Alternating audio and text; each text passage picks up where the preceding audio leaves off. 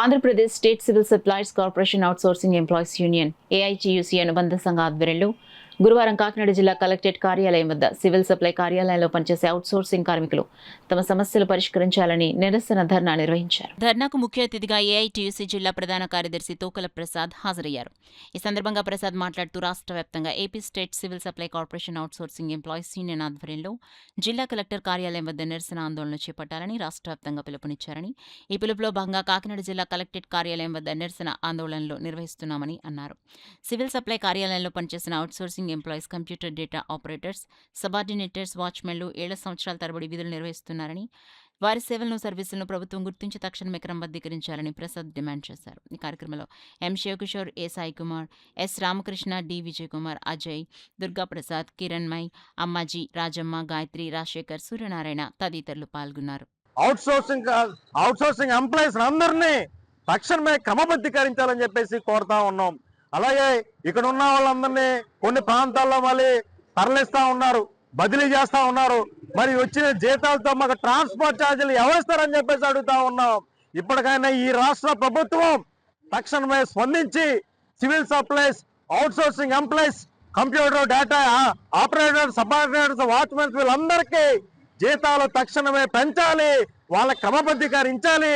అనుభవం ఉన్న వాళ్ళందరికీ ఇంక్రిమెంట్స్ తక్షణమే అమర్చాలని చెప్పేసి మేము కోరుతా ఉన్నాం. ఈ యొక్క సమస్యలని పరిష్కరించకపోతే ఈ ఉద్యమాన్ని మరింత తీవ్రతరం చేయడానికి మేము కృషి చేస్తామని చెప్పేసి కోరుతున్నాం.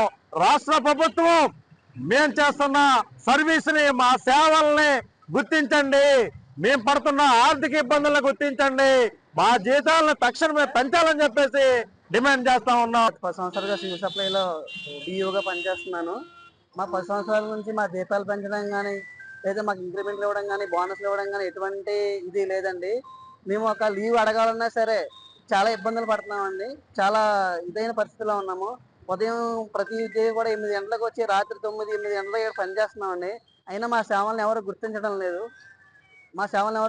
లేదు. ఇప్పటికి వచ్చి మేము అదే చాలీ జీతాలతో పనిచేయాల్సి వస్తుందండి.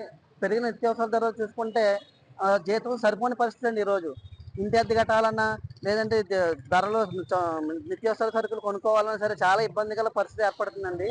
దయచేసి మా ఎండి గారు కానీ, ప్రభుత్వం వారు కానీ దయించి మా జీతాలు పెంచాలి, వెంటనే పెంచాలి.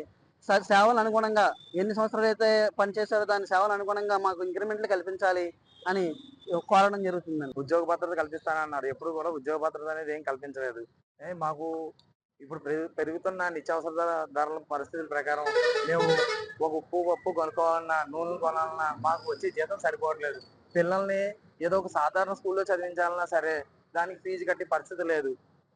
గవర్నమెంట్ స్కూల్కే పంపించుకుంటున్నామండి. ప్రస్తుతం ఏంటంటే పరిస్థితులు దేనికి అనుకూలించట్లేదండి. ఏళ్ళ దయచేసి మా ఎండి గారు దృష్టిలో పెట్టి కొంచెం మాకు జీతాలు పెంచడం కానీ, లేదా ఉద్యోగ భద్రత కల్పించడం కానీ, లేదా ఎక్కువ సంవత్సరాల నుంచి పనిచేస్తున్న వాళ్ళని కొంచెం పర్మనెంట్ చేయడానికి ఏమన్నా ఆస్కారం కల్పిస్తారని ప్రభుత్వం వారిని, ఇటు మా సివిల్ సప్లైస్ వారిని కూడా దయచేసి వేడుకుంటున్నామండి. దీనికి మాకు మద్దతునిచ్చినటువంటి ఏఐటీసీ వాళ్ళని కూడా కొంచెం మాకు సపోర్ట్గా నిలవాలని, మీడియా మిత్రులను కూడా మాకు సపోర్ట్గా ఉండాలని మనసారా ప్రార్థిస్తున్నాం.